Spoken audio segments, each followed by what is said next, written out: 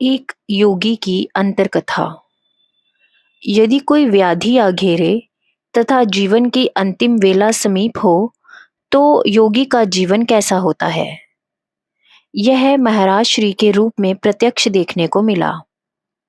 पौने 2 वर्ष की अस्वस्थता काल में महाराज श्री सदैव मुस्कुराते रहे। एक बार भी उनके मुंह से आह नहीं निकली। कभी उनके मुखमंडल पर थोड़ी सी भी पीड़ा के लक्षण नहीं प्रकट हुए। मन जब शारीरिक कष्ट अनुभव करता है, तब मुंह से आह निकलती है। जब मन ही प्रभावित नहीं होता, तो प्रतिक्रिया कैसी? प्रतिक्रिया क्रिया की ही होती है। संसार के घटनाक्रम में भी महाराज श्री के शांत रहने का यही कारण था कि उनका जीवन आदर्श रूप था। महाराज श्री की अस्वस्थ अवस्था में मैंने उनके साथ हवाई जहाज, बस तथा रेलगाड़ी सब में यात्रा की है। उन्होंने हर बार सामान्य व्यक्ति की तरह ही यात्रा की। अपने सहयात्रियों को इस बात तक का आभास नहीं होने दिया कि उनके साथ कोई रोगी यात्रा कर रहा है। अंत तक उनकी बुद्धि पूर्णतया संतुलित बनी रही। अंतिम समय का वृतांत। दिल्ली के एक नर्सिंग होम में महाराज श्री की चिकित्सा चलती थी। स्वास्थ्य दिन प्रतिदिन बिगड़ता जा रहा था। मुझे महाराज श्री के वे शब्द जो उन्होंने कभी कहे थे, बार बार कानों में गूंज रहे थे। सर्वप्रथम तो यह प्रयास करना कि मेरा अंतिम समय गंगा किनारे ही घटित हो। यदि किसी कारण यह संभव ना हो, तो मेरे शरीर को ले जाकर गंगा जी में प्रवाहित करना। तब मैंने कहा था, यदि उस समय मैं आपके पास हुआ तो अवश्य ऐसा ही प्रयत्न करूंगा। तब महाराज श्री के चेहरे पर एक संतोष की रेखा दिखाई दी थी। अब महाराज श्री का अंतिम समय भी समीप आता जा रहा था तथा मैं भी देव योग से उनके पास था, तो मुझे उनके वचन बार बार स्मरण आ रहे थे। मैंने डॉक्टर से कहा कि आप साफ साफ बताएं कि इनके स्वास्थ्य लाभ की कोई संभावना है कि नहीं, अन्यथा हम इन्हें लेकर ऋषिकेश जाना चाहते हैं, क्योंकि गंगा किनारे देह त्याग की इनकी प्रबल इच्छा है। इस पर कई डॉक्टरों ने इकट्ठे होकर विचार विनिमय किया तथा इस निष्कर्ष पर पहुंचे कि महाराज श्री को ऋषिकेश ले जाना ही उचित है। 3 कारों की व्यवस्था की गई तथा हम लोगों ने महाराज श्री को लेकर ऋषिकेश के लिए प्रस्थान किया। हमारे तथा मृत्युदेव के बीच दौड़ लगी थी। मृत्युदेव भी भागते आ रहे थे तथा हम भी इसी आशा से भागे जा रहे थे कि महाराज श्री के प्राण रहते गंगा किनारे पहुंच जाए। उस समय की याद करके आज भी आंसू छलक पड़ते हैं। कार की पिछली सीट पर महाराज श्री मेरी गोद में थे। अनेक प्रकार के विचार हृदय को विदीर्ण कर रहे थे। जिन चरणों में अपने जीवन को समर्पित कर रखा था, उनका गंगा जी में विलीन होने का समय तीव्र गति से समीप आता जा रहा था। सभी आशाओं उमंगों का केंद्र बिंदु विलीन होने को था। मैं बार बार महाराज श्री के मुख को निहारता, बार बार आंसू पोंछता था। हमने रास्ते में कहीं पानी तक पीने के लिए गाड़ियां खड़ी नहीं की। अंततः हम हरिद्वार हर की पौड़ी पर पहुंच गए। मैंने महाराज श्री के कान में कहा, महाराज श्री, हम हरिद्वार पहुंच गए हैं, हर की पौड़ी पर खड़े हैं। महाराज श्री ने अंतिम बार आंखें खोली, मेरी ओर देखा तथा आंखें बंद कर ली। मैं गंगा जी पर गया तथा गंगा जल लाकर उनके मुंह में थोड़ा सा पान कराया। महाराज श्री के जीवन का गंगा किनारे शरीर त्यागने का अंतिम लक्ष्य पूरा हो चुका था। गंगा किनारे पहुंच चुके थे, गंगा जल ग्रहण कर चुके थे। अब उन्होंने अपने आप को समेटना आरंभ कर दिया था। दोनों आश्रमों से मन को पहले ही हटा चुके थे। हर की पौड़ी से योग श्री पीठ कोई आधे घंटे का रास्ता था। आश्रम के सामने की सड़क ठीक गंगा जी का किनारा है। एक डॉक्टर हमारे साथ थे। उन्होंने नाड़ी देखी तो अत्यंत धीमी चल रही थी। ठीक गंगा किनारे उन्होंने भौतिक देह का विसर्जन कर दिया। इस प्रकार अंत हुआ एक चमकते सितारे का, जो अध्यात्म जगत में अपनी आभा बिखेरता हुआ विलीन हो गया। जिसने कैसे भी कष्ट सहे, किंतु किसी के सामने हाथ नहीं फैलाए। जिसने सदैव दीनहीन दुखियों की कर्तव्य मानकर सहायता की। जिसने साधन के अंतर विभूतियों एवं अनुभूतियों से भरे उच्च शिखर का पर्दापण किया, किंतु जगत से इन अनुभूतियों को सदैव गुप्त रखा। जो गुरुओं में सद्गुरु तथा शिष्यों में सत्य शिष्य था, ऐसे महापुरुष को शत शत वंदन। सुधार प्रचार।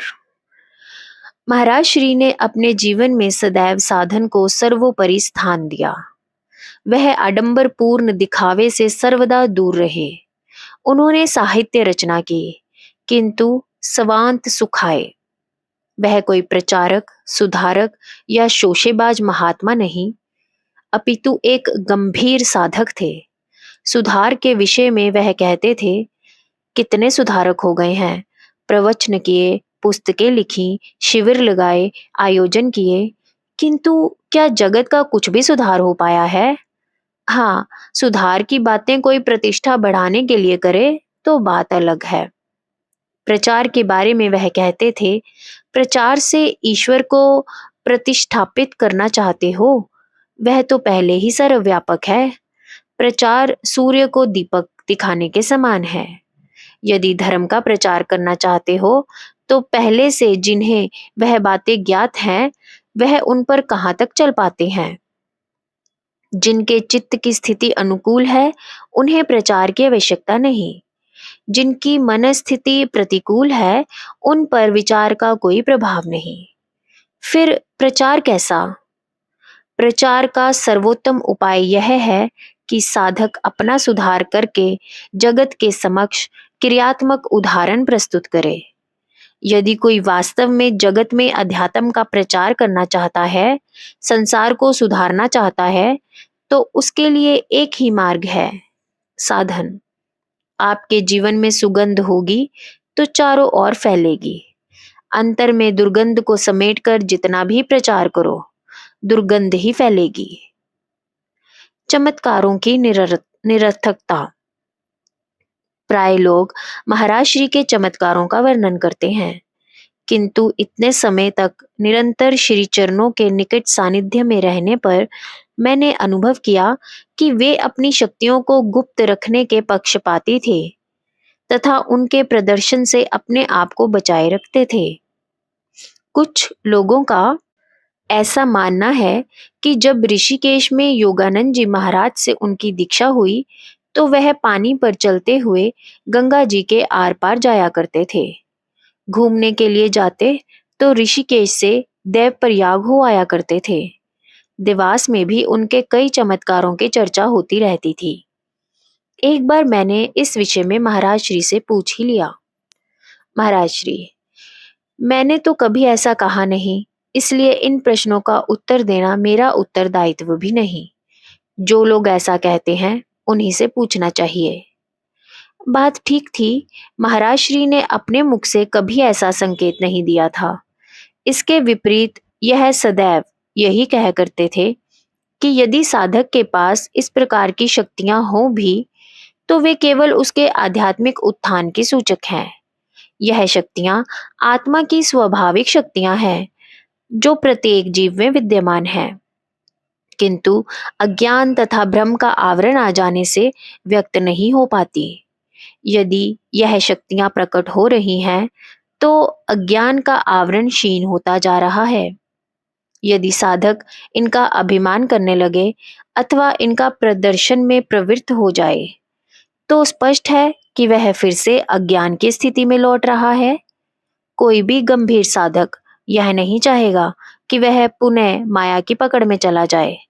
साधन का स्वाभाविक लक्ष्य अंतम स्थिति की प्राप्ति है, आत्म स्थिति की प्राप्ति है। आत्मा में सभी चमत्कारी शक्तियां स्थित हैं, किंतु आत्मस्थिति की अवस्था में किसी ऐसी शक्ति का प्रकटीकरण नहीं होता। इन शक्तियों में उलझ जाने का अर्थ है आगे की यात्रा में गतिरोध उत्पन्न हो जाना। महाराज श्री के इस स्पष्ट उत्तर ने मुझे निरुत्तर कर दिया। मैंने कुछ देर विचार किया तथा फिर कुछ कहने की हिम्मत नहीं जुटा पाया। कुछ देर बाद पूछा, महाराज जी, आपने अपने श्रीमुख से कभी कोई ऐसी बात नहीं की, किंतु लोगों में तो ऐसी चर्चाएं होती रहती हैं। इनका स्पष्टीकरण केवल आपके द्वारा ही संभव है, अन्यथा ये सारी बातें इस प्रकार चलती रहेंगी। महाराज श्री, कोई लाख स्पष्टीकरण देता रहे, जो बातें चलनी है वे इसी प्रकार चलती रहेंगी। किसी की निंदा करना या किसी का गुणगान करना संसार का सामान्य क्रम है। किसी बात में कहाँ तक तथ्य है, इससे जगत को कुछ भी लेना देना नहीं। उन्हें तो बातें करना है। जगत कभी किसी की निंदा कर आनंद लेता है तो कभी किसी का गुणगान करके। साधक को इन सबसे उदासीन रहकर अपने मार्ग पर चलते रहना है। स्पष्टीकरण देने लगना अर्थात जगत में उलझना। गुरु तत्व। महाराज श्री के शिष्यों भक्तों को महाराज श्री सर्वगुण संपन्न व्यक्ति दिखाई देते थे। उन्हें अपने गुरुदेव की हर बात अच्छी लगती थी। उनके व्यक्तित्व में किसी कमी की कल्पना भी नहीं कर सकते थे। प्राय यही स्थिति प्रत्येक गुरु के शिष्यों की होती है, किंतु प्रत्येक गुरु के कुछ भक्त होते हैं तो कुछ विरोधी भी होते हैं। एक ही गुरु अपने विरोधियों में धूर्त, पाखंडी तथा ठग के रूप में भी देखा जाता है। एक दिन महाराज श्री से इसी बात पर चर्चा हुई तो उन्होंने कहा, गुरु का शुद्ध स्वरूप गुरु तत्व है, जो वास्तव में ही सर्वगुण संपन्न है, जिसमें कोई भी कमी या दोष नहीं है। किंतु गुरु तत्व जगत का अंग नहीं, आधार है। जगत के घटनाक्रम का उस पर कोई प्रभाव नहीं पड़ता। गुरु तत्व सभी गुरुओं का गुरु है तथा शिष्य का कल्याण ही जिसका एकमात्र ध्येय है। किंतु तुम्हारी बातों से ऐसा स्पष्ट होता है कि इस समय तुम्हारा लक्ष्य गुरु तत्व पर नहीं, गुरु शरीर पर है। गुरु तत्व गुरु शरीर के माध्यम से कार्यशील होता है। जहाँ गुरु तत्व को केवल अनुभव किया जा सकता है, वहीं भौतिक गुरु शरीर को भौतिक जगत देख पाने तक ही सीमित है। इसीलिए गुरु शरीर के अंतर में झांक कर गुरु तत्व को देख अथवा अनुभव कर पाने में असमर्थ रह जाता है। गुरु तत्व तक पहुंच उन्नत साधकों का ही अधिकार है। जहां तक गुरु शरीर का संबंध है तो सारी सृष्टि गुण दोषमय है। सृष्टि का प्रत्येक जीव तथा पदार्थ गुण दोषमय है। गुण दोषमय का गुण सृष्टि के कण कण तथा रोम रोम तक प्रभावशील है। कोई पदार्थ अथवा जीव ऐसा नहीं जिसमें केवल गुण हो या फिर केवल दोष हो। गुण दोषों की स्थिति एवं अनुपात बदलता रहता है। किसी में गुण अधिक हैं तो किसी में दोष अधिक हैं। जो आज गुण प्रधान है वह कल दोष प्रधान हो जाता है। गुरु शरीर भी सृष्टि के अंतर्गत ही आता है। उस पर भी गुणों तथा दोषों का प्रभाव है। स्थूल जगत का यही नियम है। इसमें सत रज तम तीनों गुण कभी समावस्था में नहीं आते, सदैव विषमता बनी रहती है एवं तीनों गुणों की स्थिति में निरंतर परिवर्तन घटित होता रहता है। पापात्मा कभी पुण्यात्मा हो सकता है तो कभी पुण्यात्मा पापात्मा। इस दृष्टि से देखा जाए तो जो भी भौतिक देह में निवास करता है उसका शरीर गुण दोषमय है, किंतु जीव जगत के उस वास्तविक स्वरूप को नहीं देखकर चित्त स्थिति के चश्मे में से देखता है तथा चश्मे के रंग के अनुरूप उसे जगत का रंग दिखाई देता है। चित्त स्थिति सबकी भिन्न भिन्न होती है तथा जगत का ज्ञान भी सबका अपना अपना होता है। जहाँ श्रद्धा और प्रेम का चश्मा चढ़ा होता है वहाँ गुण ही गुण दिखाई देते हैं। जहाँ द्वेष, घृणा तथा वैमनस्य के आवरण में से दृश्य को देखा जाता है वहां दोष ही दोष दिखाई देते हैं। यह एक प्रकार से जगत के गुण दोषमय स्वरूप को चुनौती है, ईश्वर के बनाए नियम की अवहेलना है। जीव किसी के अधीन नहीं रहना चाहता, ईश्वर के अधीन भी नहीं। वह ईश्वर का प्रकट किया हुआ अच्छा बुरा नहीं देखना चाहता, अच्छे बुरे की स्वयं कल्पना करना चाहता है, जबकि उसका एक एक पल पराधीनता में व्यतीत होता है। वह विवशता में ही जीवन यापन करता है। इंद्रियों तथा जगत की अधीनता, मन तथा वासना की अधीनता, विकारों तथा भावनाओं की अधीनता। जगत की अधीनता निरस्त करने के लिए मनुष्य को किसी अत्यंत शक्तिशाली शक्ति की अधीनता की आवश्यकता है। इसीलिए उसे गुरु को समर्पित होने का निर्देश दिया जाता है। गुरु के प्रति समर्पण गुरु तत्व के प्रति समर्पण है। गुरु तत्व कहीं दिखाई नहीं देता। उस तक पहुंचने के लिए पहले गुरु शरीर के प्रति समर्पण से आरंभ किया जाता है। गुरु को गुरु तत्व का प्रकट स्वरूप मानकर उसकी पूजा की जाती है, आदेश का पालन किया जाता है, उसकी सेवा की जाती है, उसके गुणों का ध्यान किया जाता है। यदि गुरु में दोष दिखाई देने लगे तो उसके गुणों का ध्यान भी कठिन हो जाता है। धीरे धीरे गुरु तत्व के अनुभव का पथ प्रशस्त होता रहता है।